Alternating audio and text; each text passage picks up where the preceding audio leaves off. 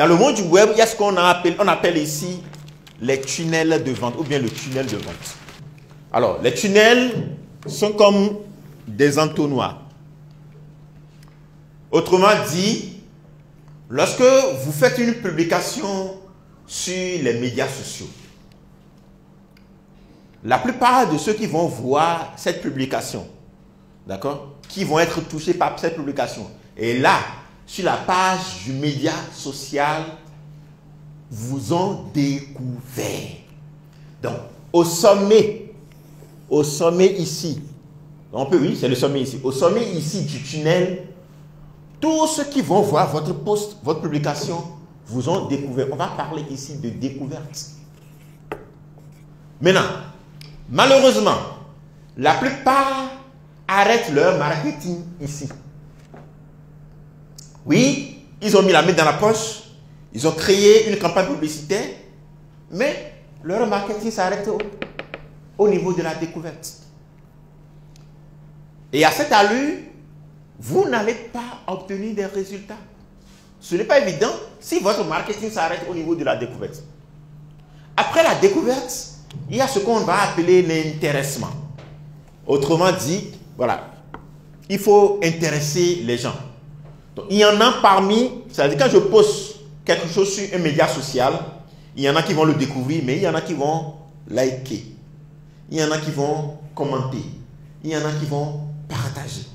Il y en a qui vont cliquer si c'est une vidéo pour regarder. Tout cela, on les met dans interaction. Ce sont des interactions. Donc ceux-là, ça va déjà vers le mot intéressement. Tout cela commence par déjà dégager un certain intéressement à ce que vous faites. Et il y a une grande différence déjà entre ceux qui vous ont juste découvert et ceux qui s'intéressent. Et pourquoi c'est un entonnoir? C'est que à mesure qu'on va vers le bas, le nombre diminue. Je vais vous montrer ça tout à l'heure quand on sera dans la pratique. Pour que vous soyez là ce matin, on va voir à peu près combien nous avons dépensé en publicité, combien de personnes ont été touchées, combien de personnes ont fait après inscription et combien on a dans la salle ce matin. Maintenant, après cette étape, il y en a qui vont voir vos contenus, qui vont consommer du contenu. D'accord? Donc, moi, je ne montre techniquement pas de vue de contenu. Supposons un instant que madame a lancé une campagne publicitaire. Elle envoie le trafic dans WhatsApp. Donc, il y a une première partie des gens qui vont voir le pan qu'elle a publié. Il y a une deuxième partie qui vont commenter. Une troisième partie qui vont cliquer pour rentrer dans son WhatsApp. Et une fois que la personne vient dans votre WhatsApp, qu'est-ce que vous faites généralement? Vous lui envoyez des détails sur le produit. Elle regarde déjà le contenu. Dans le cadre d'essai pour exploit motivation, la personne va sur ce que nous on appelle ici la page de vente.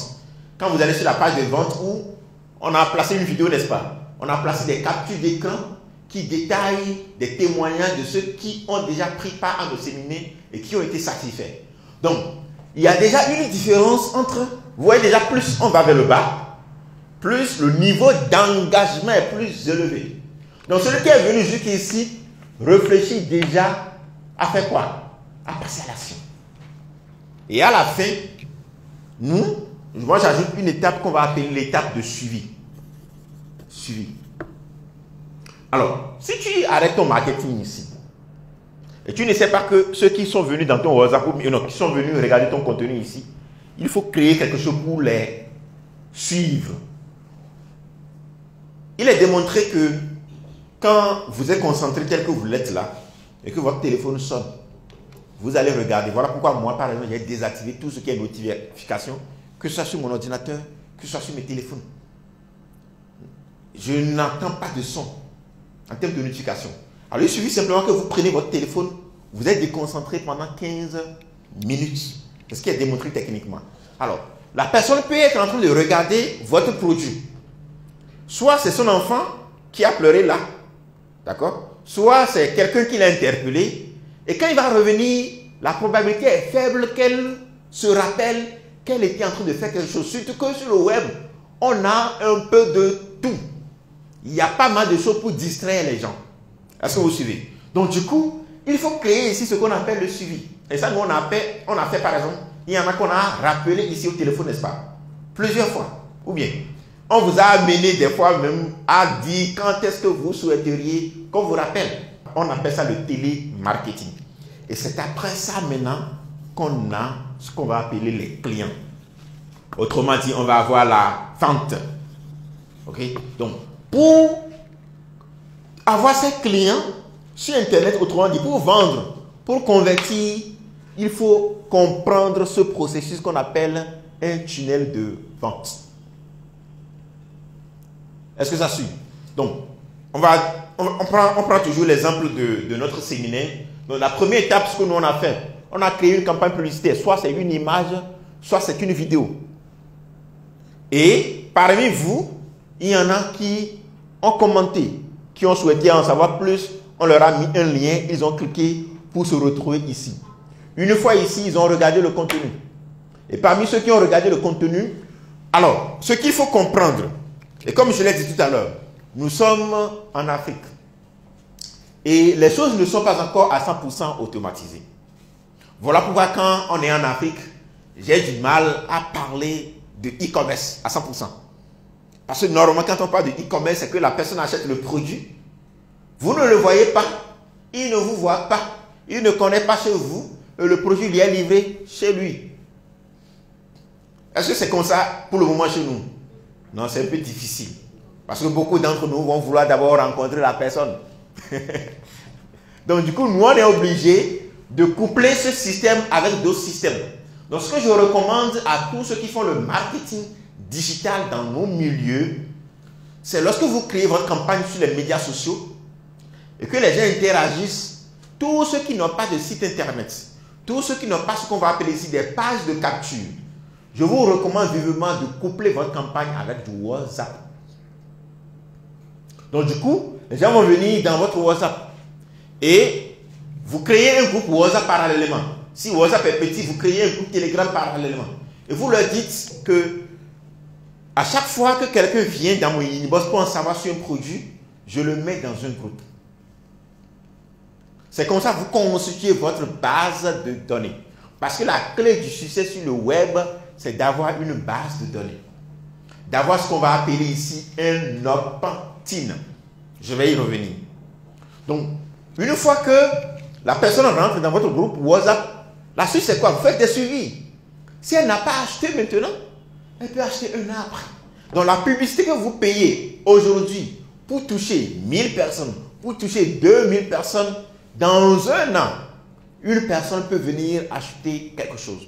C'est comme ça que ça marche sur le net. Donc ce n'est pas juste une question de je lance la campagne, je commence à faire des ventes tout de suite. Voilà pourquoi il faut mettre en place ce qu'on va appeler un opt-in. On va le voir là-bas dans la pratique. Alors, c'est quoi un opt-in? C'est un outil que vous donnez aux gens gratuitement en échange de leurs informations personnelles. Et quand on parle d'informations personnelles ici, généralement, ça va être nom et prénom, adresse email. Et quand on est en Afrique, je vous recommande d'ajouter le numéro de téléphone. C'est ça que Facebook a fait. C'est ça que Google a fait. Quand vous créez un compte Gmail, vous payez quelque chose, c'est gratuit, n'est-ce pas? C'est gratuit. Mais, vous mettez vos noms et prénoms. Ils vont jusqu'à demander votre date de naissance. Après, vos centres d'intérêt. Alors aujourd'hui, pourquoi même les puissants de ce monde ont peur de Twitter, ont peur de Facebook et autres? Parce qu'ils détiennent nos informations personnelles. Ils peuvent changer le cours d'une élection. Donc, la clé pour réussir sur le web, c'est d'avoir une base de données. Et pour le moment, en Afrique, la publicité, surtout sur Facebook, est très moins chère si l'on compare cela à ce qui se passe déjà ailleurs. Voilà pourquoi qui sont ceux qui ont des business ici, mais qui sont venus pour donner des visibilités à leur business, spécialement. Voilà. Donc, la première étape, ce que vous devez commencer par faire à partir de maintenant, c'est de constituer votre base de données. Vous devez réfléchir pour voir qu'est-ce que vous allez donner aux gens gratuitement en échange de leurs informations personnelles dans votre business. Qui peut me donner un exemple de son business? Oui, voilà, oui. C'est IBB. Vous vendez quoi? Oui. Moi, je vends des sacs, des chaussures, des habits, des appareils électroménagers. Ok. Des sacs, des chaussures, des appareils électroménagers. Qu'est-ce qu'elle peut offrir dans son cas en échange des informations des gens? Dans son cas, oui. Un catalogue. Voilà. Télécharger notre catalogue gratuitement. Et là, tu crées une publicité Facebook. Ça, il faut se le mettre en tête. Dans les années 2016, 2015, 2018, tu peux créer une page sur les médias sociaux et sans mettre la main dans la poche, tu vas avoir de visibilité. De nos jours, si tu partages même tes éléments dans des groupes, Facebook va te bloquer. Facebook vit de la publicité. Autrement dit, il vous faut un budget que vous mettez de côté pour vous donner de visibilité. L'année passée, à Espoir Motivation, nous on a dépensé dans Facebook plus de 10 000 $ pour que les gens téléchargent nos formations gratuites. 10 000 $. Cette année, déjà, on a entendu avec 3 000 $. Et on a environ plus de 100 000 personnes dans notre base de données. C'est la clé.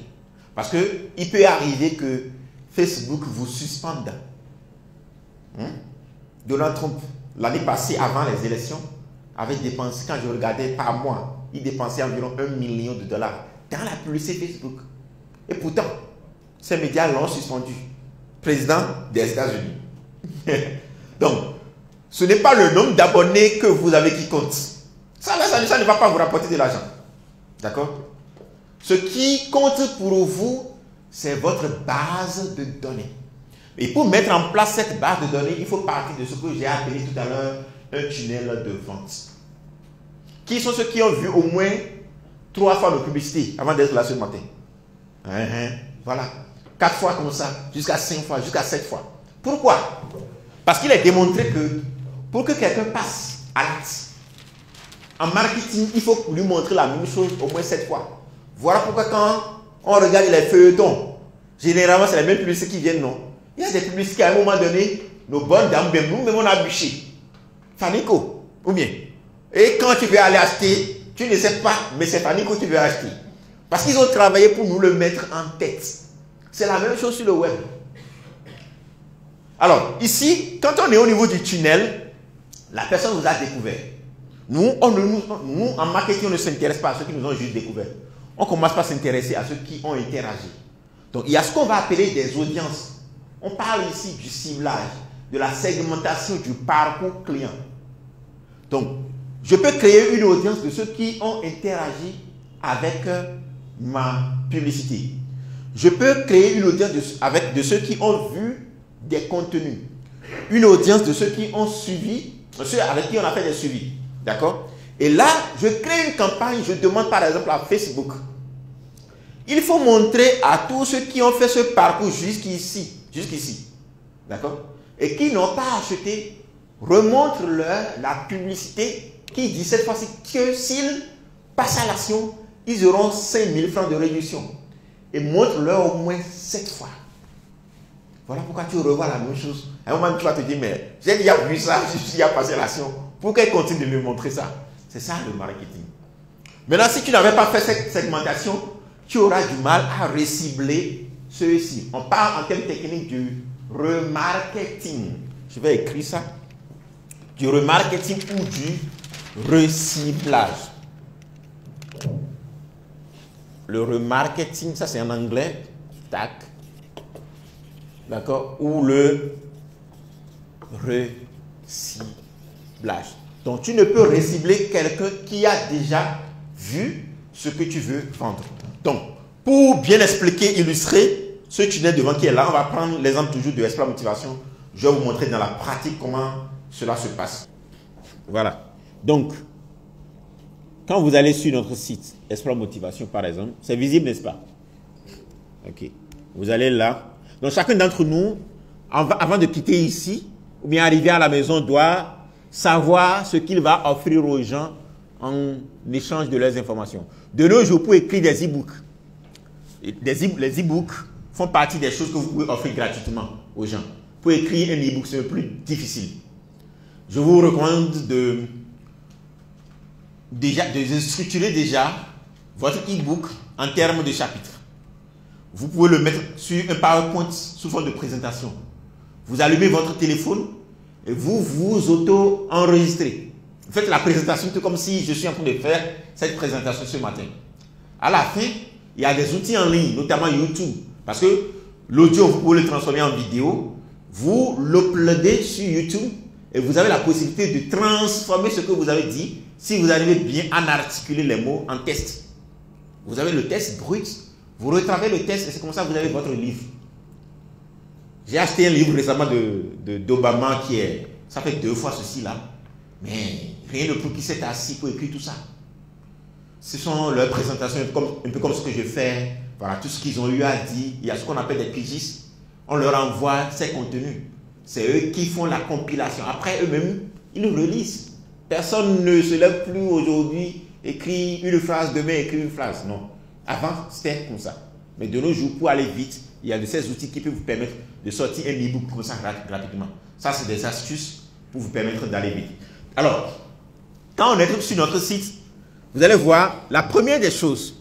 Parce que l'objectif en marketing, c'est de convertir. Facebook, jusqu'à présent, fait de la publicité sur Google pour avoir des inscriptions gratuites. Google même fait de la publicité pour avoir des inscriptions gratuites. Donc, votre quête perpétuelle, c'est d'avoir ce qu'on appelle ici des prospects qui doivent rentrer dans votre base de données au jour le jour, au jour le jour, au jour le jour. Celui qui n'achète pas aujourd'hui pourra acheter demain. Donc, voilà pourquoi sur votre site internet, pour convertir votre site, vous devez avoir ce que j'ai appelé ici des lead magnets, des opt-in. Donc, vous allez voir, quand vous venez ici, la première des choses qu'on vous présente, atelier en ligne offert. D'accord? Après l'atelier en ligne offert, vous voyez une autre formation gratuite d'1 heure. Et quand on continue, on a un e-book gratuit. Donc, quand tu viens sur mon site, tu n'as que des outils gratuits à télécharger.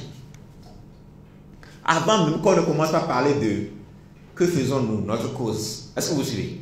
Que faisons-nous? Après ça, voilà, nos services.